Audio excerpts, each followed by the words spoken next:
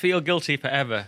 And this all started when, in my mind, when Douglas Murray put this tweet out. It was a sign in Southwark in London that said, "Hey, straight white men, pass the power." So that was some art that was commissioned in London. If we go up, Murray, and we'll just see what he said about it, one of his typically wry Douglas Murray comments, perfectly normal instructions, spotted in Southwark, London. Anyone else spot a backlash coming?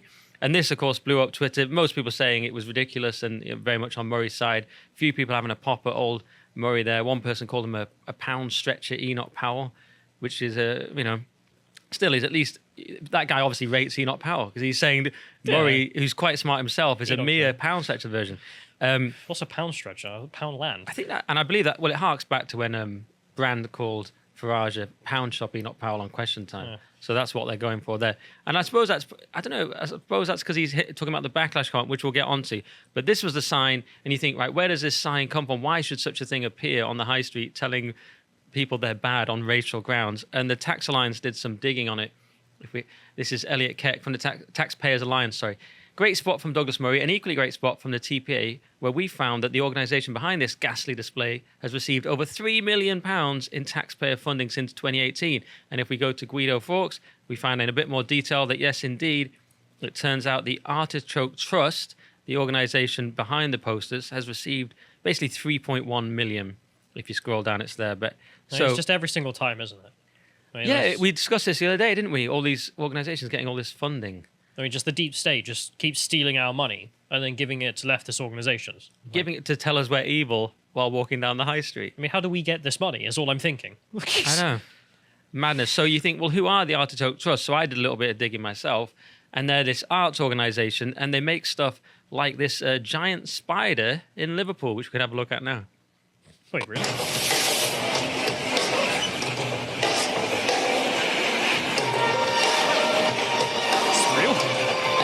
It went all around Liverpool. I'm not sure if the music was added later. I think it was. So you get the idea anyway. Massive spider went round Liverpool. That's the kind of thing the Artichoke Trust do. Fun spectacle or terrifying dark art. You decide. You know what I mean? I mean, Elliot Keck was saying that it's... hate white people. Yeah, I mean, it's better. It's better. I mean, it's better than the other one, isn't it? It's better than the poster. Maybe some people in Liverpool liked it. That's the kind of thing they do, just so you know who they are. And their slogan is events that live in the memory forever. And to be fair, that spider, if you were a child, that would live in your memory. Do you know what else would live in your memory? Race hate on the street aimed at you, probably. So that's their slogan. I don't know if we have the bit on that. Oh, yeah, there you go. This is basically who they are. And do we have the other one that says they aim to bring a little bit of magic to people's lives, which was from Dame Judi Dench, surprisingly getting on board there. Is race hatred magic? Yeah, exactly. It's a form of magic now? I think it was a typo. They meant racism. You want to bring racism to your lives. But Dame Judy's on board. She's like, get lost 007, you're white. And of course, they also beg for money to promote this, promote all this art. All this art. I sound like such a Philistine. But it's not really art, is it, some of it? So there you go. That's their funding model. They say we're a registered charity and our Arts Council funding represents 10 to 20% of our annual turnover with no ticket income. All of our projects are entirely dependent on additional funding from government and statutory bodies, businesses, trusts, foundations, major and individual donors. And it's even better, Callum. You can actually carry on giving them money after you're dead. It says to secure the future of Artichoke, please consider leaving a gift in your will. So you can go peacefully knowing you'll be promoting race hate long after you're gone. So, yeah, you might want to look into that, Callum. So anyway, that's who they are. I mean, there is something funny about, how they paint, Cecil Rhodes or whoever else as like an arch racist. That's all he ever was. Mm-hmm. And there's this caricature of a rightist where that's all they live for. I mean, could you imagine leaving in your will, like, I leave money to a racial hatred group, the Arts Council here? Yeah. Why not? Give some of it to the giant spider and the other bit to the poster that says white people are bad. Cheers. Yeah. I mean, I do kind of wonder, I mean, I know they're not going to do anything because it's against white people, but that must be illegal, surely. I mean, literally under racial hatred laws. It's a good question, isn't it? It is a good question. And what I was surprised at was an MP actually called it out. If we have the tweet from Neil O'Brien, he says, this was funded by Artichoke Trust, which is funded by Arts Council England, so by taxpayers. Then he goes, speaking as someone who recently supported a talented black woman to become MP, chill out, Neil. You know what I mean? You didn't need the virtue signal. We all know you're not racist. Don't worry about it. But then he goes, I'm sick of paying tax for this divisive racist crap. Fair enough. Yeah, I know, and I fully agree. I mean, it's horrible that you're having your money stolen for you to pay for this, but also just why is there race hatred just accepted on the streets now? It seems odd. We wouldn't do the reverse, rightfully, but this is fine. I'm against it. I'm for racial hatred if it's privately funded. Right. If it's art, no, it's not. It's not hatred. It's art. Yeah, it's a fine line. But will they actually do anything? Is a great question. And Christian Niemitz was skeptical about this. He said, after his party has been in government for 12 years, a conservative politician finds out that the arts and culture sector is dominated by woke commies and that they've been throwing tax money at their enemies the whole time. And you won't believe what happens next. Brackets nothing. So he's saying they're not going to do anything about it, which probably is the case. I mean, I don't know what Neil can do, but someone should certainly be writing to the whatever committee it is about this funding and just being like, yeah, any of this needs to be banned. I suppose, to be fair, Liz Truss, which we're going to probably go into in the next segment, did actually say, you should all get out of Stonewall to all institutions, although 327 public institutions are still with the diversity champion scheme with Stonewall. But we can get onto that. But yeah. But it's just, you can do it. There's nothing can be done, you, yeah. So. It can be done. It should be done. If we scroll down, I thought he made a good point here as well to the other Niemitz. Here we go. And before someone intentionally misunderstands this, I'm obviously not saying that art subsidies should depend on the artist's political persuasion. I'm saying that arts and culture should not be subsidized, pay for your own hobbies. And this point I thought was really good, but it is telling how conservatives sound like they're the opposition in a country governed by Twitter, BLM, Extinction Rebellion, and Greta. And in a sense, that's entirely correct. They're in government, but they have zero cultural power, so they develop a version of imposter syndrome. And that's it, isn't it? It's whenever Tories say something, you do sort of have to go, you've been in for 12 years, bro. Like, could you have done something? They're selling it as if they're... But of course, in a weird sense, they are the opposition to all the soft power of all the cultural institutions, all owned by woke people. Civil service, universities, schools, police. We could go through the whole list. But it's even more crazy when we're literally talking about government money as well, and they can't even control that. Right. Great point. So I thought it'd be fun to compare this art saying straight white men pass the power to this art that we had a couple of years ago. Or it's not really art. Well, apparently it's not art. This is hate. I'm very confused. This is racial hatred. So it's okay to be white. Posters investigated. Now, these were in Avon and Somerset. And someone said, we're a vibrant, multicultural and diverse community. There is no space for hate in Avon and Somerset. And I've always said that about Avon and Somerset. If I want my hate, Callum, I'll go elsewhere. I won't... Brighton. Yeah, exactly. I will not darken the door of Avon and Somerset with my posters saying... Now, maybe there's some bad people behind this, but it is odd that on the face of it, one of them saying, white men, you are bad. One of them just saying, maybe you're fine. And that's the hatred, the second one. And it happened in Basingstoke as well, where it was said to be divisive and had no place in today's world. Should we play that video? The old world.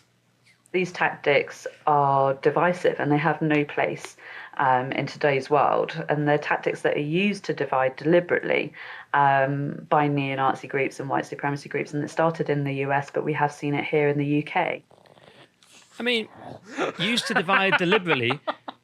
You could say that about the other poster, couldn't you? It's okay to be white. That's dividing people. Right. But white men need to hand over the power. Yeah, that's not divisive. That's just fine. I think I remember this story as well. She was a Women's Equality Party candidate. Right. Which, fantastic. I mean, you know how deep their tendrils go into politics there. But it's just who do you expect? Who do you expect? I mean, it's always some meme who's the one most offended by all of this. Yeah.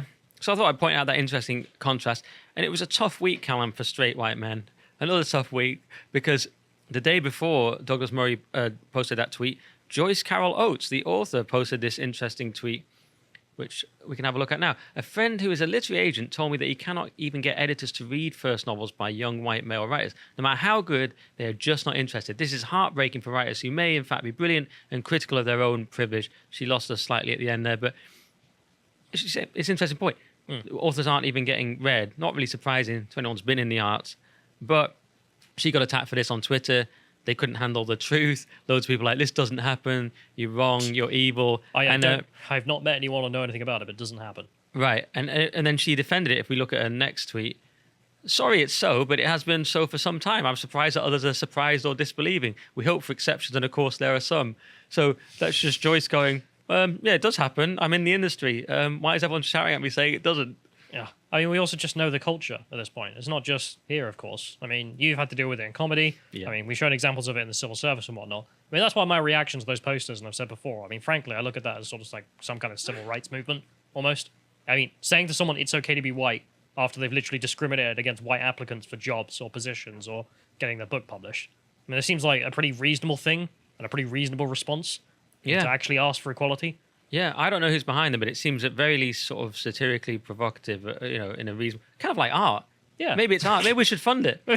Just an idea. Could you imagine? I mean, that's what the Conservatives should do, frankly. I mean, screw it. If we're going to give out money for, political art, here you go, lads. Have some more posters. So you're absolutely right. I went through it in comedy. I don't talk about it much. If you want to check it out, go to my trigonometry interview after watching many Lotus Eaters videos. But I talked about it then. I was a little bit shell-shocked at the time from just fresh from being cancelled. And I did the interview very early in the morning. So you'll notice that I'm slightly sort of speaking a bit slower and tired. But yeah, I went through a thing where I had someone didn't book me for a gig because I was a straight white man. And I thought it'd be fun to share it with all the sensitive information taken out, not to dox someone. But I just said, oh, this is funny. I did a funny joke about it. And all hell broke loose and ended up in the Express and the Telegraph on the Jeremy Vine show. Famous comedians shouting at me on Twitter. The whole comedy industry attacked me for a week. Not a pleasant experience. And if you want to know more about it, go to that. I won't make it about me. But those are 3 examples. No, but it's another great example of just, this takes place in our culture. It's the norm. Yeah. And to say that it's wrong gives you backlash. Yeah, and I did very much the same as Joyce Carol. She seemed to get less. She was attacked, but she's in a different world. It wasn't as the comedy world just is mental. So my example just took off. But those are just 3 things in the arts world, really. And a piece of so-called art saying white men are horrible on Southwark High Street. Literally, in literature, you can't get your book seen, and in comedy, you'll be hounded out of the comedy industry for not getting a gig and just saying that it was kind of amusing. But madness. So there you go. It's not healthy, is it? It doesn't seem great to me. I thought we believed as I was saying at the time when I got cancelled, I thought we believed in the individual. Is the work any good? Crazy ideas like this. You know what I mean? But especially in things like comedy and literature, it's about the individual voice, isn't it? Like, is this person interesting or any good? No, It's entirely about, are you white? If so, leave. Well, so I've found in a very brutal way. But so I thought we'd return to Murray at the end because he was the one that brought all this up. And his backlash comment, really what I think he's saying is people are kind of having enough of this. And I've seen loads and loads of comments and tweets about this. People just seem to be saying, we've had enough. Even that MP, it's a bit much. We've had these attacks for years and we're going, can we leave it? We didn't really do anything wrong. And he talks about it here. And this idea of white privilege and why it's just not helpful. I'm not willing to allow people to keep talking about white people as being innately privileged. They don't know a damn thing about most people. You cannot work out somebody's life, their experiences, their privileges, or their sufferings because of their skin color. It's a gross generalization. It would be against black people. It is against white people. And I think also we have to call time on this ridiculous notion that there are racial groupings who have something to apologize for historic reasons. You and I are both born and brought up in the United Kingdom. We are told now that we have some hereditary responsibility for slavery. And, Americans only have responsibility for slavery. You and I have responsibility not only for slavery, but colonialism. Well, Chris, neither you nor I did anything in the slave era. Neither you nor I did anything in the colonial era. Long before our time. 100% It is. Yeah, hard to argue with. You shouldn't feel guilty. If you're Jacob Rees-Mogg, you shouldn't feel guilty. If you went to Eton and you're ultra posh and you quote Latin in interviews, you didn't do anything wrong. He's a Catholic. He's trying to do the right thing. You may not like his politics, but there's no reason to feel guilty. And you definitely shouldn't feel guilty if, like most of us, you essentially come from a very humble background, which is most of the country. I think about my own family. I think of my grandma who I went to her funeral. She had to drop out of school age 14 to look after her 4 sisters.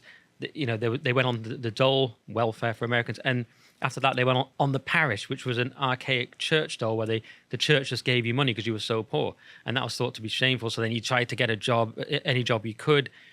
I just think of the grinding poverty of that. My granddad joined the army at 16. But at least she was white. Well, exactly. I remember thinking in rural Lincolnshire, everyone was white. There was no privilege. My granddad joined the army at 16, drove a van around. My dad told me they'd hit animals on the road and they'd eat them that night. I don't know where the line was. Like, it's potluck, isn't it? You get a pheasant we're eating squirrel tonight.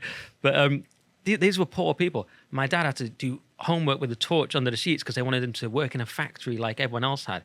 You weren't supposed to get an education. Most of us come from a long line of poverty, really, because that was most people. And, and then we grew up slightly better now because the economy's got slightly better. I still went to a state school, completely normal background. Many of us here are like that. And then I think of the other half of my family, the slightly better off half, as in better than zero, who come from the Lancashire cotton mills. And I just thought it was really interesting because these are my people. This is my mum's half of the family. And Douglas Murray talks in this next clip about what it was like to be a Lancashire cotton mill worker.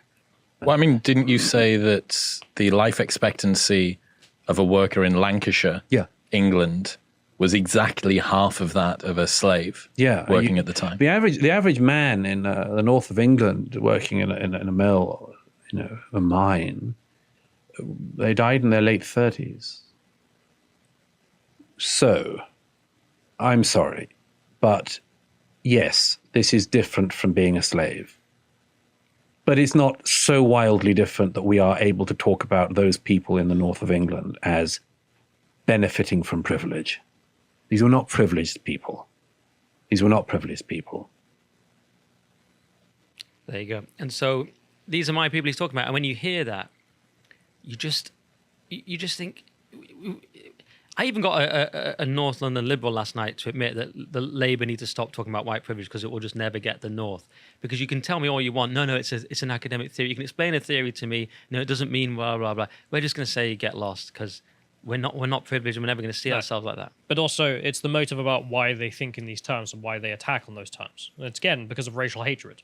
I mean, this is something Doug is sort of, I think, alluding to there as well, which is not only shouldn't we accept these words, we shouldn't really be accepting racial hatred against whites as the norm.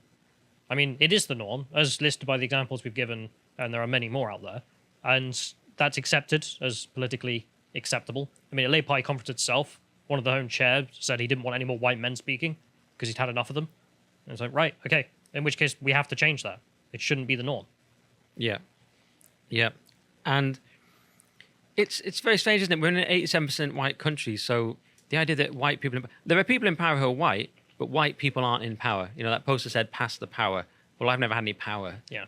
Most of us don't have any power. But you don't have power as a white man either. Like, there's no class conscious of all white people being like, we're all in this together, lads. Like, no. Well, no. I don't think like that. And of course, the danger of it is that you could create that. I mean, if the left wants to push identity politics, what are the options? Everyone has to have an identity and be defined by that. No, not you lot. So that it's you're asking for a disaster. I think that's partly what he might mean by the backlash. I mean, what choices does it leave you with? Basically, guilt. If you're a more middle class or upper middle class person, they think, "Oh, I'm so sorry. Oh, what can I do?" Some of them even pay for people to go to those dinner parties where they're told that they have privilege. Have you heard of that? Think of ridiculous things like that. For everyone else, it's probably just a mixture of rage and despair, really. Because you think that's not me, and it's very, very frustrating. So these are not positive emotions. Guilt, rage, despair. It's not going to work. It's not going to work constantly going on about white privilege. It is going to be divisive. And like Douglas Murray says, it has to stop, basically. Building a political movement of racial hatred didn't work. No. Especially against the majority group, which is another, big brain strategy for a political party. I know. And we just want it just has to stop at this point. And I'll give you a really absurd example to end on, which is about this. We've established that a Lancashire cotton mill worker was not privileged. But in this weird leftist world, everyone is. Do you remember Monroe Bergdorf, which sounds like a salad at a Hollywood-themed restaurant? But she said that even homeless white people are privileged. And it was a couple of years ago, but it was unbelievable. She said, you need to recognize that there is such a thing as white privilege, and you can be homeless and still have white privilege because you can still have a better chance of getting out of homelessness than a person of color in the same position. Very unfortunate. And of course, by that logic, you're cursed forever to be a white person. So you're stuck with that forever as well. So we're all stuck with who we are. And if we're white, we're stuck with being evil forever. So yeah, that is the flaw. I mean, I hardly need to tell you guys, but that is the flaw with the whole white privilege argument. And that Douglas Murray, that ridiculous piece of so-called art just brought that all up again. So I thought... If you appreciated that segment from the podcast of the Lotus Eaters, you can go to lotuseaters.com to get access to all the premium content we have on the site, such as the Contemplation series that Josh does, and as you can see here, his opinions on who we should purge from the right. You want to follow what else he's putting out, you can follow him on Getter at @Josh_firm on Getter. Thank you and goodbye.